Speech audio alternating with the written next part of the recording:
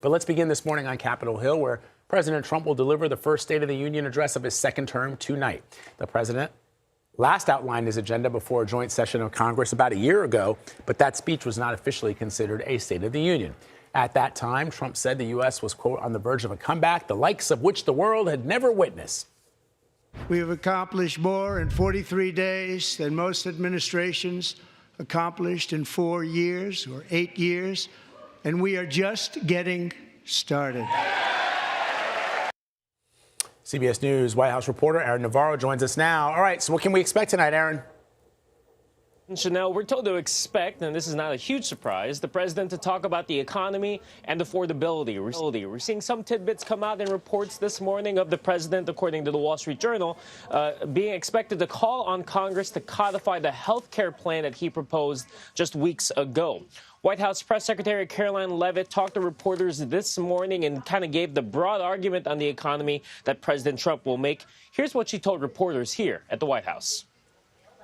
A large portion of the speech will, yes, focus on the economy. The president will lay out the case for why he and Republicans are better suited to continue tackling the affordability crisis that was created by the Biden administration and Democrats on Capitol Hill.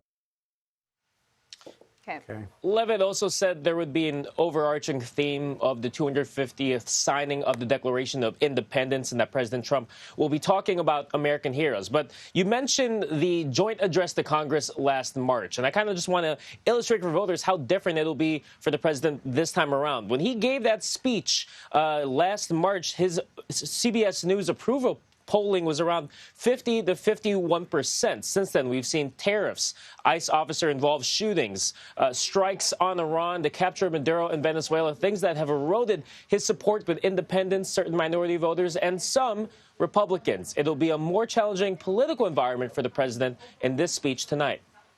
All right, Aaron Navarro reporting from the White House this morning. Aaron, as always, my friend, we thank you very much. Appreciate it. And earlier this morning, Gayle King spoke with House Majority Leader Republican Congressman Steve Scalise of Louisiana about his expectations ahead of the president's remarks tonight. Here's what he said. So there's a lot more work to do. And I think that's one of the things you'll hear the president talking about is that, yes, we had a lot of mess to mop up during those 4 years of high costs, and they're coming down in the right direction, but they're not where we want them to be. Michigan Senator Elisa Slotkin, who delivered last year's Democratic response, spoke with my colleague Nora O'Donnell shortly after we heard from Scalise. She explained what she thinks Americans should hear tonight. For me, declare an emergency. The president has been bold on those things, but do it on the things that people care about. Declare a housing emergency. Make it so that the average person doesn't have to be 42 years old before they can buy a house.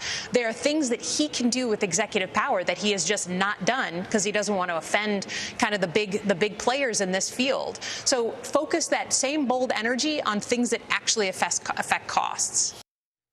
This year's Democratic response is being delivered by Virginia Governor Abigail Spanberger. She previously served in Congress for 6 years before becoming the first woman to be elected governor of her state in November. And immigration will, of course, be a big focus of the State of the Union, with not only ICE tactics in question, but also the president's deportation policy. CBS News immigration correspondent Camilo Montoya-Galvez is here with a preview. All right, so Camilo, the president is no doubt going to talk a lot about immigration today.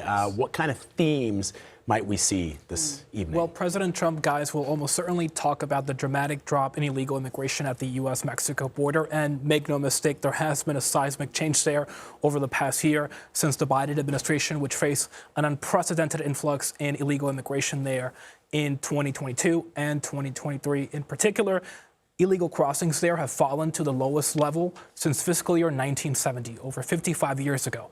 But the administration simultaneously is now also facing mounting and growing backlash and opposition to its aggressive immigration operations in the interior of the country in places like Minneapolis, Chicago, and Los Angeles, where the actions and also the tactics of federal immigration agents at ICE and Border Patrol have been denounced as indiscriminate and heavy-handed and sometimes harsh.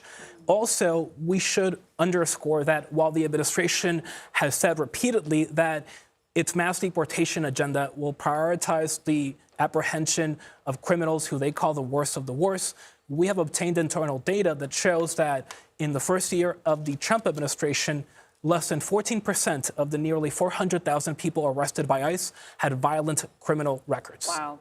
Also want to ask you about some of your new reporting. A former ICE instructor, now turned whistleblower, is raising some concerns about use of force training. Talk about those allegations. Yeah, Chanel, this former ICE official delivered a stark warning not only to Congress, but really to the American public. He is saying that without additional reforms at ICE, that federal immigration agency is at risk of placing thousands of new deportation agents on the streets of American cities who may not understand the limits of their legal authority and who may not understand how to follow lawful orders and the U.S. Constitution, because he is saying that the current training procedures are deficient, defective, and broken. And this is somebody who, up until 2 weeks ago, was training new recruits in the Federal Academy in Georgia for new ICE deportation agents. We should underscore that in a statement, the Department of Homeland Security denied that it has scrapped or eliminated any training procedures for the ICE deportation program. It did acknowledge that it has streamlined the training to cut what it calls redundancy and to incorporate technology advancements without, it says, sacrificing basic subject matter content. But these concerns will continue to grow. The administration says it wants to onboard 10,000 additional ICE deportation agents. Such important reporting. They've been ramping up so much. Okay. And, the thought is, how does that happen? So, Camilo, thank you.